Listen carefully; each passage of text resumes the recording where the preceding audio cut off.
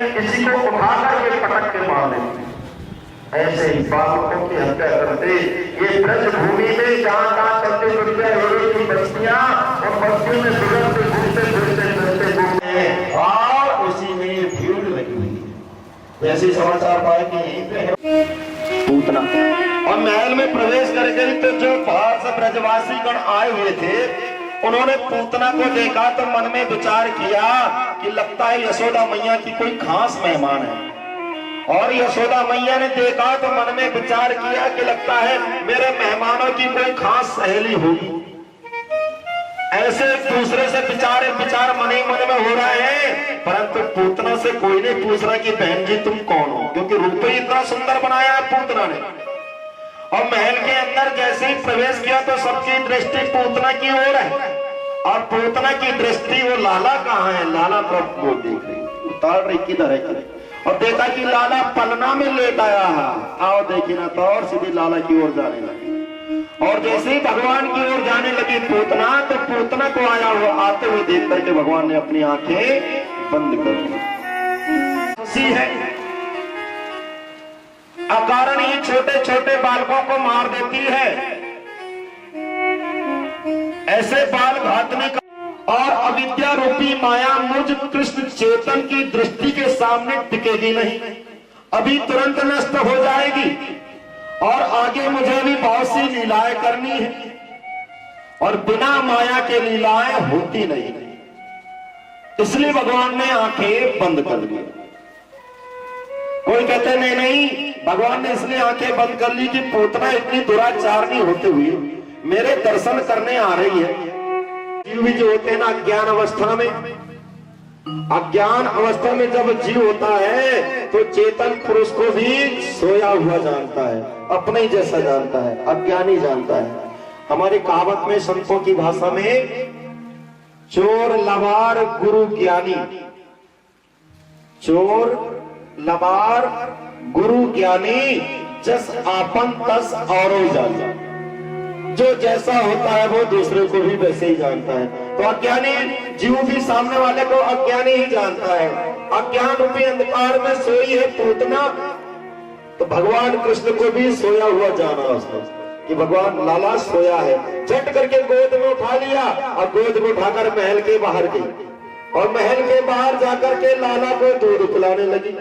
और जैसे ही दूध पिलाती है तो भगवान तो जानता है इसमें जहर लगा हुआ है, तो भगवान वह स्तन को अपने मुख में नहीं लेते हैं, कभी अपना मुंह इधर घुमा देते कभी इधर घुमा देते हैं। अब पूतना बड़े प्यार से पिलाती, बेटा लो पी ले पी ले पी ले।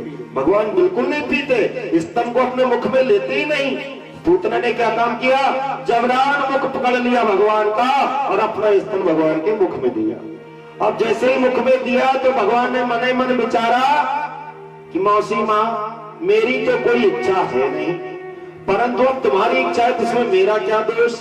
तो भगवान ने फिर दुग्धपान आरंभ किया और दुग्धपान आरंभ करते करते भगवान ने पूतना के प्राणों को खींचना आरंभ कर दिया। और जब पूतना के प्राण खींचने लगे तो पूतना को कष्ट होने लगा और जैसे ही कष्ट होने लगा तो पूतना कहती है लाला लाला लाला छोड़ दे बेटा, छोड़ दे अब हो गया अब हो गया, लाला छोड़ दे अब हो गया बेटा अब हो गया। भगवान कृष्ण कहते हैं मौसी माँ एक बार मैं जिसको पकड़ लेता हूं ना फिर दोबारा उसे छोड़ता नहीं हूं। बाप मनाया पूतना ने, आके भगवान ने पान करते प्राणों को खींचते खींचते उसके प्राणों को खींच ही लिया। और जैसे ही प्राणों को खींचा तो पूतना बड़ी जोर से आवाज किया, बड़ी जोर से आवाज करके तो हम से नीचे गिरे और जैसे ही नीचे गिरी तो जितने दूर तक उसका शरीर 18 किलोमीटर का, भागवत में लिखा 6 कोस का शरीर, बड़ी जोर से ताश करके धाम और जितने रास्ते में वृक्ष पड़े थे सब चूर चूर हो। जोर के शब्द हुआ कि सब ग्वाल बाल दौड़े गए, किधर से आवाज आई किधर से आवाज आई। यशोदा मैया पलना की तरफ दौड़ी गई, जाके देखा तो लाला है ही नहीं। चिल्लाने लगी यशोदा मैया मेरा लाला मेरा लाला मेरा लाला मेरा लाला। ग्वाल बाल दौड़े गए, देखा पूतना का भारी शरीर है। भगवान कृष्ण पूतना के पक्ष स्थल पर बैठे हैं, दोनों हाथों से पूतना के सीने को ऐसे थपथपा रहे हैं मानो पूतना से कह रहे हैं कि यशोदा मौसी माँ, मेरी तो कोई इच्छा नहीं थी, अब तूने ही जबरान मेरे को अपने मुख में अपना स्तन दे दिया और मेरे दुग्ध पान करने से तू मर ही गई, तो अब मैं क्या करूं, इसमें मेरा क्या दोष है। ऐसा भगवान कृष्ण पूतना से कह रहे हैं। उसी समय ग्वाल वालों ने कहा, अरे ओ यशोदा मैया देख, तेरा ये लाला ये है, तेरा लाला ये है। यशोदा मैया भी दौड़ी दौड़ी गई, जाकर के देखा लाला को उतारने की चेष्टा करते, हाथ ही नहीं फूटता, इतना ऊंचा शरीर, 18 किलोमीटर का। सीढ़ी लगाई गई पूतना के शरीर पर, सीढ़ी लगा करके लाला को उतारा, यशोदा मैया ने गोद में लिया और यशोदा मैया कहती है, आज मेरी दुर्गा मैया ने मेरे लाला की रक्षा कर लिया, आज मेरे गणेश भगवान ने मेरे लाला की रक्षा कर लिया, आज मेरे हनुमान जी ने मेरे लाला की रक्षा कर ली। जी हार गए, पता नहीं लगा पाए शक्कर का, तो पत्नी कहती है, आपका ज्योतिष किस काम का?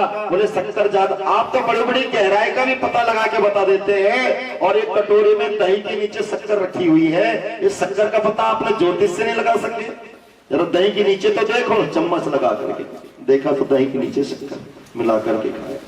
तो कभी कभी ऐसा भी हो जाता है, अच्छे अच्छे गणित वाले भी चूक जाते हैं। बोलो बाकी बिहारी लाल की, मगर एक व्यक्ति नहीं चूकता, एक व्यक्ति, बुरा मत मान जाना कोई बैठे हो तो, वैसे मुझे विश्वास है कि यहाँ कोई ऐसा नहीं आएगा, ऐसा तो कोई नहीं आएगा। वो कहावत में है, अच्छे अच्छे तरैया चूक जात पानी के तैरन से, अच्छे अच्छे तरैया चूक जात पानी के तैरन से, अच्छे अच्छे पहलवान चूक जात कुश्तीन के खेलन से, अच्छे अच्छे नाव चूक जात कैची के चलावन से, अच्छे अच्छे बाजीगर चूक जाते बाज के बजावन से, परंतु एक नहीं चूकत चूकत चुगलखोर चुगली के चलावन से। एक नहीं चूकता, वो किसी शर्त पर चूकता, उसको मौका मिला तो वो बस अपना काम बता ही देगा, वो नहीं चूकता। तो ये ठीक स्वभाव नहीं। मगर गणित के विषय में देखा, जीवन काल में भी मैंने देखा, भ्रमण काल में बहुत बड़े बड़े विद्वानों को दर्शन हुए, उनके गुरु कृपा से, ईश्वर कृपा से, माता पिता के आशीर्वाद से। मगर कभी कभी ऐसा प्रसंग आ जाता था, कभी कभी ऐसा विषय आ जाता था कि वो भी, उनको भी मौन होते देखा, मौन होते। ये नहीं कह सकता कि वो ज्ञानी नहीं है, या वो हो सकता है उस समय उनके दिमाग में वो विषय नहीं आ पाया। के बिहारी लाल की गर्गाचार्य जी ने नामकरण संस्कार की तैयारी की है। माता अपने अपने बालकों को गोद में लेकर के बैठो, तो सबसे पहले गर्गाचार्य जी ने माता रोहिणी के बालक का नामकरण संस्कार किया। मैया ये तुम्हारा लाला जो है ना, ये बल में बहुत बलवान होगा, इसलिए इसका नाम एक बल होगा, बल। और जब आपके परिवार में आपस में कलह होगा, फूट मचेगी, ये सबको तालमेल में मेल मिलाने वाला होगा, सबको जोड़ने वाला होगा, इसलिए इसका दूसरा नाम राम होगा। मैया इस प्रकार तुम्हारे बालक का नाम बलराम होगा। कि देखो वसुदेव ने सही कहा था कि आजकल गोकुल में बहुत उत्पात हो रहे हैं, देखो क्या बात। द्वापर युग में यह कृष्ण वर्ण का आया है, इसलिए इसका नाम कृष्ण होगा। बोलो बाकी बिहारी लाल की और गुणवंशी वाले की। अब नामकरण संस्कार किए गर्गाचार्य जी ने। यशोदा मैया नंद बाबा ने उनको बहुत सा दान दक्षिणा दिया। गर्गाचार्य जी कहते हैं, मैया अब हमें थोड़ा सा दूध दे दो, थोड़ी सी मिश्री दे दो, थोड़े चावल दे दो। पापी से पापी भी व्यक्ति हो, एक बार भगवान कृष्ण का स्पर्श पा जाता है, उनके चरणों के दर्शन, बोलो बाकी बिहारी लाल की, उसका जीवन धन हो जाता है, धन कृत हो जाता है, कृत हो जाता है, सार्थक हो जाता है। जैसे कि डॉक्टर विपिन कांसल जी द्वारा भागवत सप्ताह का आयोजन किया गया है, आज हमारे साथ उपस्थित हैं विशेष रूप से एक्स सिविल सर्जन और राष्ट्रीय स्वयंसेवक संघ के नगर संचालक डॉक्टर केसी गर्ग जी।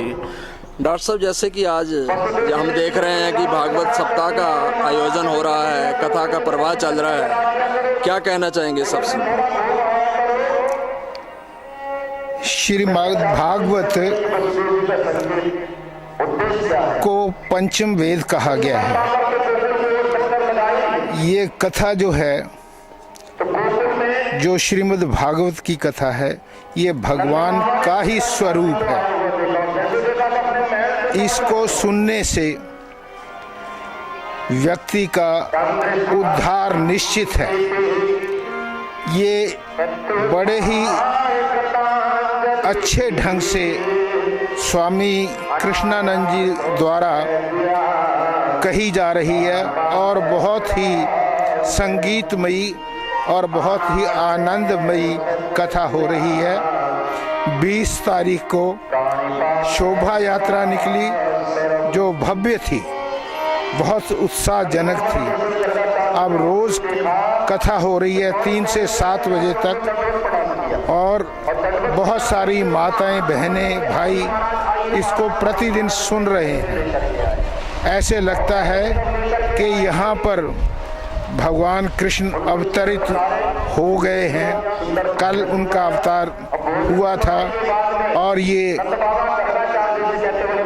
ऐसे ढंग से कथा चल रही है कि आनंद ही आनंद बरस रहा है। मैं समझता हूँ खन्ना में ऐसा आयोजन बहुत ही कम होते हैं और बहुत ही आनंददायक है और हम सभी को सुनना चाहिए। हमारे साथ उपस्थित हैं खन्ना की जानी मानी हस्ती, कई सोशल संस्थाओं से जुड़े हुए हैं। भारत विकास परिषद के प्रधान हैं श्री ब्रिजमोहन शर्मा जी। शर्मा जी, जैसा कि आज कथा का यहाँ आयोजन किया गया है, आपको क्या लगता है कि जो मनुष्य का जीवन है उसमें ये जो धार्मिक आयोजन होते हैं उनका क्या महत्व? धार्मिक आयोजनों से नागरिकों को अपने कर्तव्य परायणता का एहसास होता है। कोड ऑफ कंडक्ट बनता है, आचार संहिता बनती है, क्या करना चाहिए क्या नहीं करना चाहिए का आभास होता है। हर मानव अपने सर्वाइवल की दौड़ में ये भूल जाता है कि मेरा वास्तविक मेरा स्वरूप क्या है और मेरा कर्तव्य क्या है। मेरे ऊपर जो ऋण है, दैव ऋण, पितृ ऋण, ऋषि ऋण और लोक ऋण, उनका ख्याल ही नहीं रहता। धार्मिक सभाएं, धार्मिक कथाएं, हमारी जो पौराणिक कथाएं हैं, हमारे जो ग्रंथ हैं जैसे श्रीमद् भागवत, महापुराण, इनका जब हम अध्ययन करते हैं या जब हम इनको सुनते हैं तो हमें अपनी वास्तविकता का अनुभव होता है और हम ये पहचानते हैं कि हमारा दरअसल जीवन कैसा होना चाहिए, हमें क्या करना चाहिए और हम क्या कर रहे हैं। दूसरी बात, इंसान का एक ही लक्ष्य है, मोक्ष की प्राप्ति। जो इंसान इस धरती पे आ गया है उसे मुमुक्षु कहते हैं। वो मोक्ष की इच्छा को लेके आया है। मुमुक्षु के लिए श्रीमद् भागवत गीता का जो श्रवण करना है वो सबसे जरूरी है, क्योंकि श्रीमद् भागवत गीता ही मानव को अभय करके उसे मोक्ष गति की ओर ले जाता है और जीवन मुक्त बना देता है। ऐसा मेरा ये अनुभव है। हमारे साथ यहाँ खन्ना की जानी मानी हस्तियां हैं, वो लोग बैठे हैं जिनका सारी उम्र धर्म परायणता में, जैसे डॉक्टर केसी गर्ग हैं और बहुत से ऐसे आदमी हैं जो ये महसूस कर रहे हैं कि ऐसे जो समागम हैं अगर हमारे समाज में होते रहें तो हमारा जो राष्ट्र चरित्र है बहुत ऊंचा हो जाएगा और हमें अपने लक्ष्य की ओर जाने में बड़ी आसानी होगी और हमारा लक्ष्य जो है वो तय हो जाएगा। डॉक्टर विपिन कांसल जी ने खन्ना वासियों को बहुत अच्छा अवसर दिया है कथा सुनने। खन्ना वासी, हमारा इलाका ऋणी रहेगा डॉक्टर विपिन कांसल जी का। उन्होंने अपने प्रयास से, अपनी इच्छा से, अपने विश्वास से, अपने आप को खुश करने के लिए, मोक्ष की प्राप्ति के लिए, अपने पितरों को मुक्त करवाने के लिए एक ऐसा कार्य कर दिया है जिसमें हजारों लोग हर रोज आते हैं और ज्ञान गंगा में गोते लगाते हैं और इसका लाभ ले रहे हैं। मैं खुद ये महसूस कर रहा हूं कि अगर ऐसे आयोजन साल में 2, 4, 10 हो जाएं तो हमारे समाज का रूप ही कुछ और बन जाए। हमारे समाज में इस समय जो तामस और राजस प्रवृत्तियां जो हैं वो प्रबल हुई हैं और सात्विक प्रवृत्तियां अलोप हो रही है। ऐसे समागमों से सात्विक प्रवृत्ति का आना होता है, विचारों की शुद्धता होती है, आचरण में फर्क पड़ता है, खान पीन में शुद्धता आती है और हमारे दिनचर्या में प्यार और सद्भावना बढ़ती है। तो ऐसे समागम बहुत जरूरी हैं। हम तो सारा समाज जो है वो डॉक्टर विपिन कांसल जी का ऋणी भी है, उन्हें शाबाश भी दे रहा है, उन्हें धन्यवाद भी दे रहा है। Thank you very much.